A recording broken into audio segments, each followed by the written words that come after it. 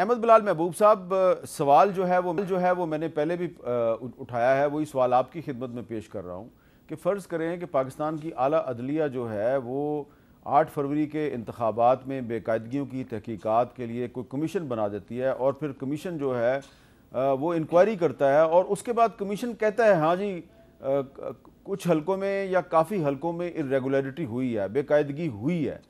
उसके बाद फिर क्या होगा? क्या उसके नतीजे में जो है वो हुकूमत तब्दील हो जाएगी या कुछ भी नहीं होगा? हामिद मीर साहब, मेरे ख्याल में अगर कुछ होना है तो उसकी सूरत या तो ट्राइब्यूनल है जिसके ऊपर पीटीआई को एतमाद नहीं है।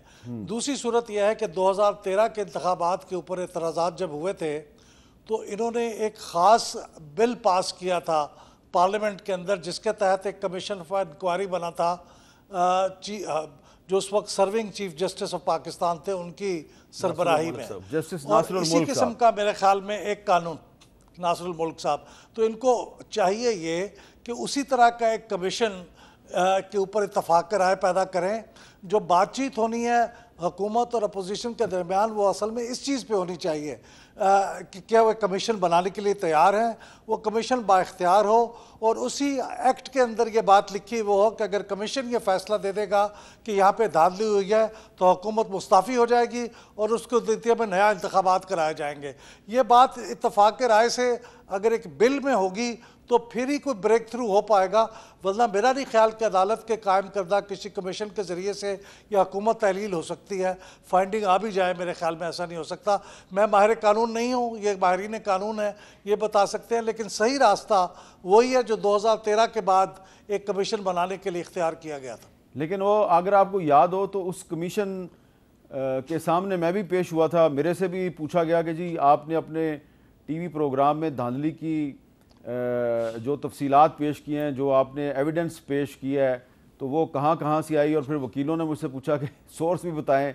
चीफ जस्टिस साहब ने कहा कि आप किसी सहाफ़ी से उसका सोर्स नहीं पूछ सकते। फिर रिपोर्ट भी आ गई, लेकिन हुआ तो कुछ भी नहीं था। तो शुएब शाहीन साहब, जुडिशल कमीशन से क्या आप हुआ क्यों नहीं मकसद हासिल कर पाएंगे? देखें, मकसद तो हमारा हासिल इसलिए हो जाएगा कि बात यह है कि वो फाइंडिंग्स आने के बाद कम से कम वो फाइंडिंग्स एक तो इंटरनेशनल लेवल पे, नेशनल लेवल पे, और आप उनको बुनियाद बनाकर आप ट्रिब्यूनल से फाइनल जजमेंट ले सकते हैं अनटिल एंड अनलेस कि जैसे महबूब साहब कह रहे हैं कि अगर आप उस बिल में ही notwithstanding anything contain in any other law for the time being लिख के ये करें कि अगर जो फाइंडिंग्स आएगी जिस हल्के के मुतालिक वो ऑटोमेटिकली वो हल्के में वो एमएनए नहीं रहेगा और दूसरा एमएनए बन जाएगा जिसके हक़ में फाइंडिंग्स आती हैं, वो तो एग्जीक्यूट भी हो जाएगा।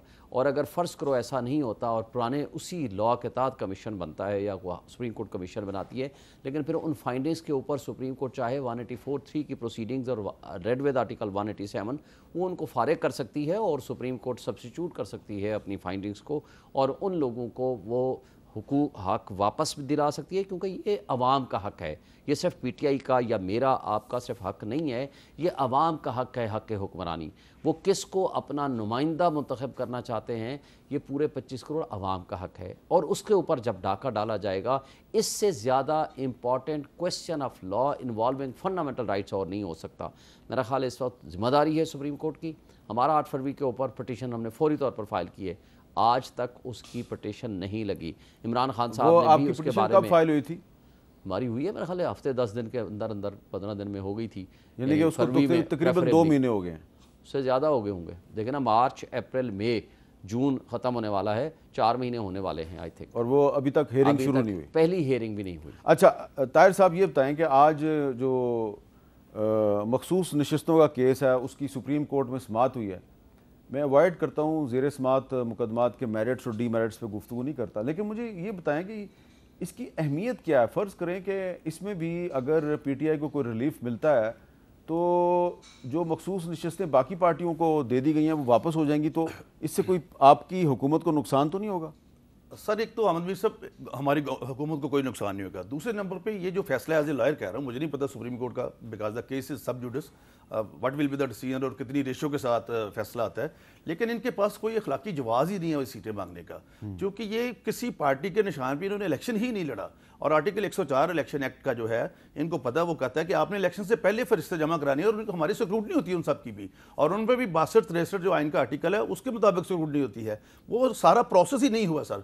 और फिर सिंबल जो है 215 आइन इसका आर्टिकल इलेक्शन एक्ट का, इन्होंने खुद कहा था कि सिंबल इन्होंने शर्त डलवाई थी 215 जो है, और अगर इनके पास सिंबल ही को नहीं है, और जो साहबजादा फजल साहब का बेटा जो हमारा भाइयों की तरह जो इलेक्शन उन्होंने लड़ा है, उन्होंने तो अपने निशान पे खुद इलेक्शन नहीं लड़ा।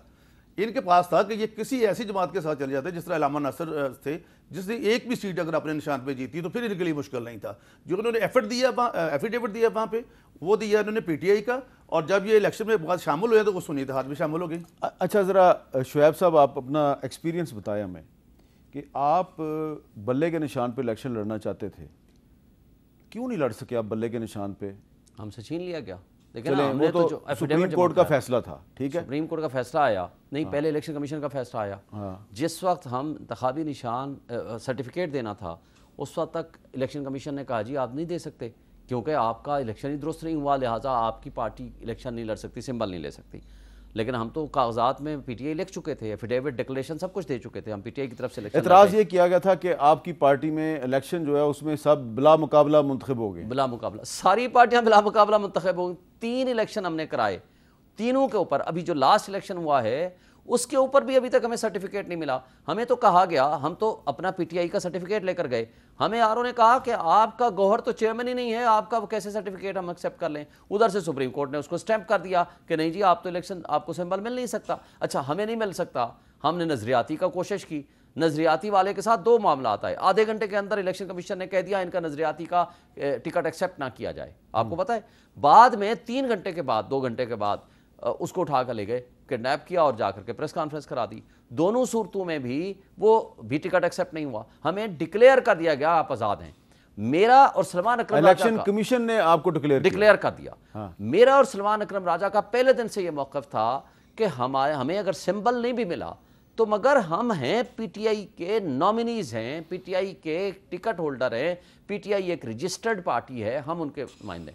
वो इत्तेफाक से ज़्यादा कानूनी है मेरे से, वो हाई कोर्ट में चले गए, हाई कोर्ट ने केस भिजवा दिया इलेक्शन कमीशन में। इलेक्शन कमीशन ने कहा गौहर साहब का सर्टिफिकेट आपने जमा कराया, वो तो गौहर तो चेयरमैन ही इलेक्टेड नहीं है, लिहाजा आप तो इंडिपेंडेंट हैं, आर्डर कर दिया। उसके बाद फिर उन्होंने चैलेंज किया, नहीं किया, दायरे इलेक्शन में फंसे हुए थे।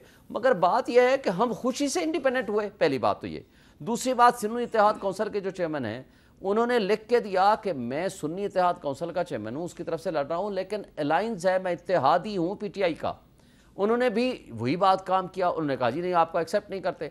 सुन्नी इत्तेहाद काउंसिल का उन्होंने ये नहीं कहा कि मुझे सुन्नी इत्तेहाद काउंसिल का ना दिया जाए, उन्होंने कहा जी मुझे या तो बैठ दे दिया जाए अगर सुप्रीम कोर्ट देती है, नहीं देती है तो मुझे आप शटल कॉक दे दें।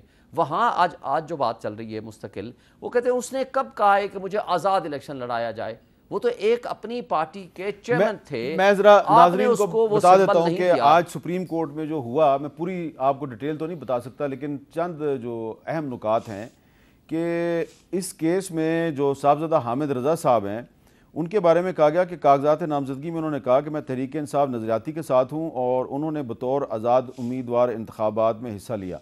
ये इलेक्शन कमीशन के वकील ने कहा।